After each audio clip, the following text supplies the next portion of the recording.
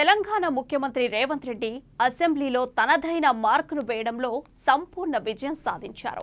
ప్రధాన ప్రతిపక్షం బీఆర్ఎస్ కు ధీటైన కౌంటర్లు వేస్తూ అవసరమైనప్పుడు చురకలంటిస్తూ ఆకట్టుకున్నారు. తప్పుడు లెక్కలు, అసంబద్ధమైన వాదనలు వినిపించిన గులాబీ పార్టీకి ఎప్పటికప్పుడు మూతోడు జవాబిచ్చారు. ప్రధాన ప్రతిపక్షానికి సరైన గౌరవం ఇస్తూనే తప్పుడు వాదనలు వేస్తే మాత్రం సహించేది లేదన్న క్లియర్ కట్ మెసేజ్ ఇవ్వటంలో రేవంత్ రెడ్డి గ్రాండ్ సక్సెస్ అయ్యారు.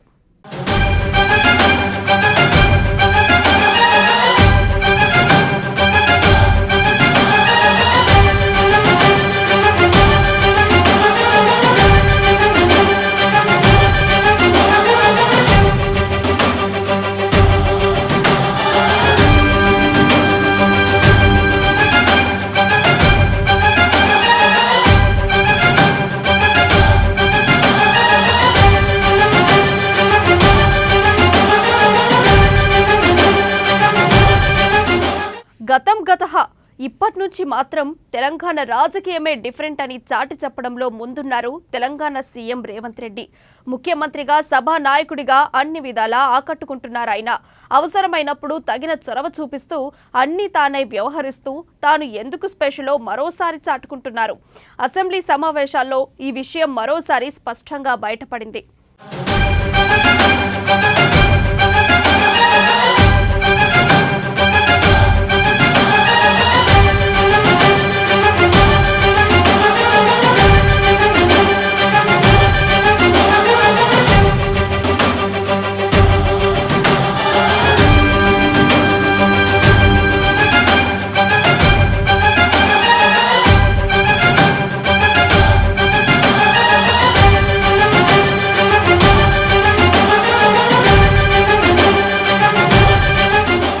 రేవంత్ రెడ్డి అంటేనే మాటలే తూటల్లా పేలుతాయి, డైలాగులు హీటెక్కిస్తాయి. కౌంటర్లతో కాక పుట్టించడంలో ఆయన పేరు ముందు వరుసలో ఉంటుంది.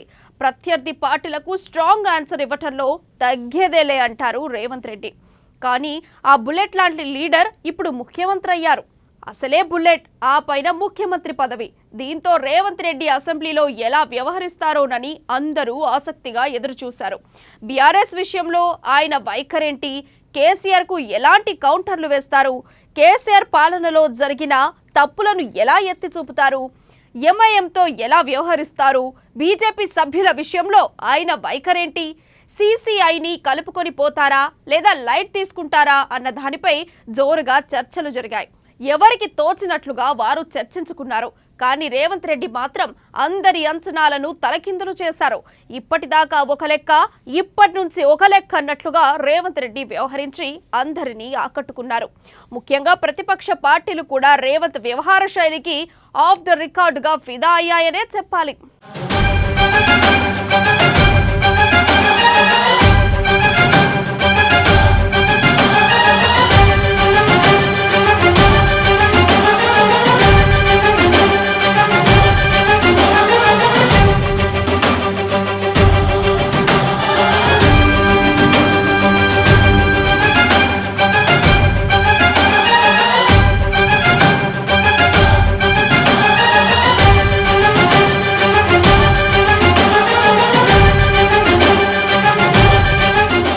మొదటగా చెప్పాలంటే అసెంబ్లీ సమావేశాల సాక్షిగా సీఎం రేవంత్ రెడ్డి బీఆర్ఎస్ కు ధీటైన కౌంటర్లే ఇచ్చారు. మాటల గారడితో బురుడి కొట్టిద్దామనుకున్న కేటీఆర్ కు మూతోడు జవాబిచ్చి ఆకట్టుకున్నారు. తప్పుడు లెక్కలు, అసంబద్ధమైన వాదనలకు అంతే స్థాయిలో స్ట్రాంగ్ ఆన్సర్ ఇచ్చారు.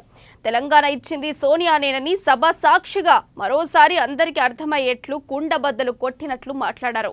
తెలంగాణ ప్రజల ఆకాంక్షలకు అనుగుణంగా పనిచేసింది కాంగ్రెసేనని సభ సాక్షిగా గొంతెత్తి నినదించారు.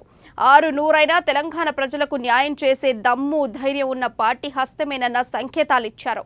హామీలను నెరవేర్చడానికి కట్టుబడి ఉన్నామన్న సంకేతాలను ఇవ్వడంలో రేవంత్ విజయం సాధించారనే చెప్పాలి.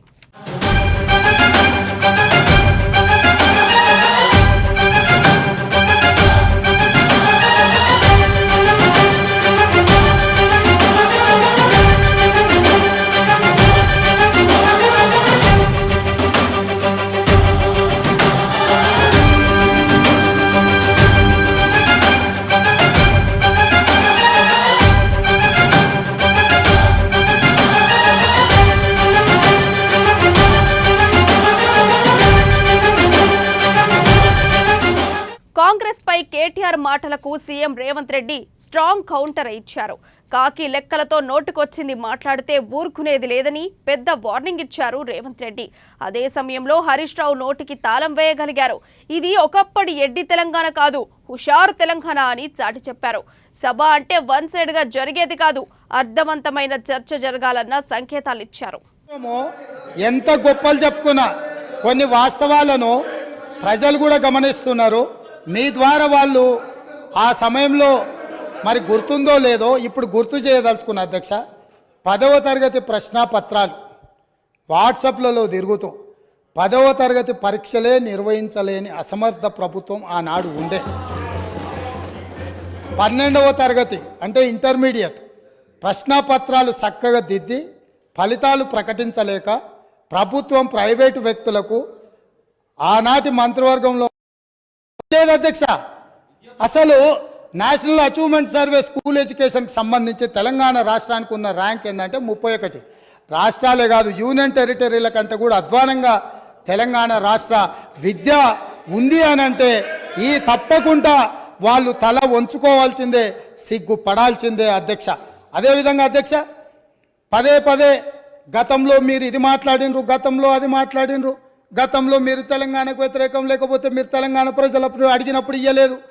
గత కాంగ్రెస్ ప్రభుత్వంలో జరిగిన తప్పిదాలకంతా ఇక్కడ ఉన్న వాళ్ళే కారణం, మీరు బాధ్యత వహించాలి అంటారు. నేను ఒక్క మాట మీ ద్వారా చెప్పదలుచుకున్నా అధ్యక్ష.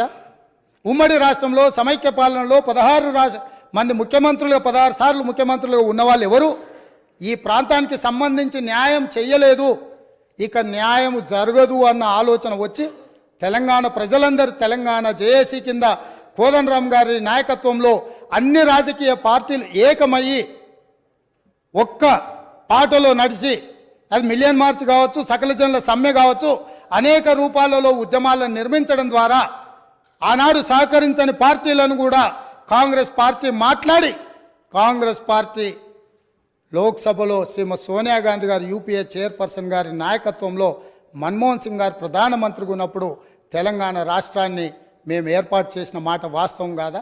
కేటీఆర్ తప్పుడు విమర్శలకు పదునైన డైలాగులతో పంచులు ఇచ్చారు సీఎం రేవంత్ రెడ్డి. కొంతమంది ఎన్ఆర్ఐలకు ప్రజాస్వామ్యం విలువ తెలియదంటూ ఏకిపారేశారు. 5 ఏళ్ల సమయం ఉందని, గత 9.5 ఏళ్లలో జరిగిన విధ్వంసం అంతా బయటపడుతుందంటూ చురకలంటించారు. అదే సమయంలో మేనేజ్మెంట్ కోటా అంటూ రేవంత్ రెడ్డి కొత్త రకం పంచులేసి ఆకట్టుకున్నారు. ఈ మేనేజ్మెంట్ కోటా డైలాగ్కు అసెంబ్లీలో నవ్వులు విరబూశాయి. బీఆర్ఎస్ వాళ్ళు సైతం రేవంత్ రెడ్డి పంచులకు నవ్వుకున్నారు. చీమలు పెట్టిన పుట్టలో పాములు దూరినట్లు మేనేజ్మెంట్ కోటాలో వచ్చిన కేటీఆర్తో కేకే మహేందర్ రెడ్డికి తీవ్ర అన్యాయం జరిగిందని సిరిసిల్ల రాజకీయాలను ప్రస్తావించారు. కొంతమంది ఎన్ఆర్ఐస్కి ప్రజాస్వామిక స్ఫూర్తి అర్థము అవగాహన కాదు. మనం ప్రయత్నం చేసినా కూడా వారు తెలుసుకునే ప్రయత్నం చేయరు. ప్రజాస్వామ్యంలో 49కి 0 వాల్యూ ఉంటుంది, 51కి 100% వాల్యూ ఉంటుంది. ఎందుకంటే 51% ఓట్లు 51% నెంబర్ ఉన్న వాళ్ళు ప్రభుత్వాన్ని ఏర్పాటు చేస్తారు. 49% ఉన్నవాళ్ళు ప్రతిపక్షంగా కూర్చొని ప్రభుత్వం తీసుకునే పరిపాలనలో నిర్ణయాలను, శాసనాలను సహేతుకంగా విశ్లేషించి సలహాలు, సూచనలు ఇస్తారు. సిరిసిల్లలో కష్టపడి పనిచేసి నిర్మించుకున్న చీమలు పెట్టిన పుట్టలో పాములు దూరినట్టు కేకే మహేందర్ రెడ్డి అక్కడ పార్టీని నిర్మించుకొని తెలంగాణ ఉద్యమంలో పాల్గొని తెలంగాణ ఉద్యమంలో ముందు భాగం నుండి నిలబడి కొట్లాడితే ఎన్ఆర్ఐ అంటే నాన్ రిలయబుల్ ఇండియన్ కింద మేనేజ్మెంట్ కోటాలో ఇక్కడికి వచ్చి టికెట్ తీసుకొని అక్కడ ఆ కేకే మహేందర్ రెడ్డి గారిని అన్యాయం చేసి ఈరోజు ఇక్కడికి వచ్చిండ్రు. కాబట్టి ఈరోజు గతం గురించి అధ్యక్ష, ఒకవేళ మా మిత్రులకు వాళ్ళకు అంతగా గతం గురించి చర్చించాలనే ఆలోచన ఉంటే ఒకరోజు మొత్తం తమరు సమయం ఇవ్వండి. తప్పకుండా జూన్ 2, 2014 కంటే ముందు జరిగిన 55 సంవత్సరాల పరిపాలన మీద సంపూర్ణమైన చర్చ ఇక్కడ పెడదాము. కేసీఆర్ ను రాజకీయ జీవితాన్ని ప్రసాదించింది కాంగ్రెస్ పార్టీయేనని కుండబద్దలు కొట్టారు CM Revanth Reddy. KCR family pack రాజకీయాలను ఎండగట్టారాయన. కేసీఆర్ కేంద్ర మంత్రి ఎలా అయ్యారో సవివరంగా గుర్తు చేశారు. ఎమ్మెల్యే కూడా కాకుండానే గతంలో హరీష్ రావు మంత్రిగా వ్యవహరించిన సంగతిని ప్రస్తావించారు. వారికి గతం గురించి చర్చించాలనే కోరిక ఉంటే మాకు ఎలాంటి అభ్యంతరం లేదు. గతంలో జరిగిన పరిపాలనలో ఇక్కడున్న వాళ్ళకి చాలామందికి పాత్ర లేకపోవచ్చు, కానీ అక్కడున్న వాళ్ళకు చాలామందికి పాత్ర ఉంది. ప్రత్యక్షంగా మంత్రులు చేసిండ్రు. అక్కడున్న నాగేందర్ గారు, ఆ పక్కనున్న శ్రీనివాస్ యాదవ్ గారు, ఆ పక్కనున్న హరీష్ రావు గారు, అక్కడున్న కడియం శ్రీహరి గారు, ఆ పక్కనున్న పోచారం శ్రీనివాసరెడ్డి గారు, ఆ పక్కనున్న గంగుల కమలాకర్ గారు, అన్ని పేర్లు మొత్తం అన్ని లిస్టు చదువుతా. వీళ్ళందరూ కూడా ఈరోజు వారు ఏదైతే పాపాలు జరిగినాయి అంటుండ్రో ఆ పాపాలలో సంపూర్ణమైన భాగస్వామ్యం వాళ్ళదే ఉన్నది. వరంగల్ ప్రాంతంలో జరిగిన ఎన్కౌంటర్లకు ఎవరి కారణమని చర్చ ఉంది అధ్యక్ష?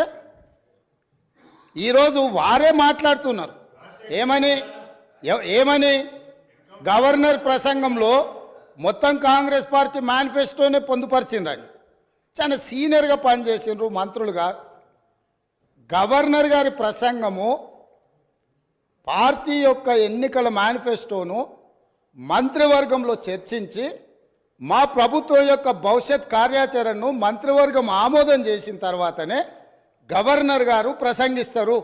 గతం గురించి చర్చిద్దామంటే తాను రెడీ అంటూ బీఆర్ఎస్ కు గట్టి సవాల్ విసిరారు సీఎం రేవంత్ రెడ్డి.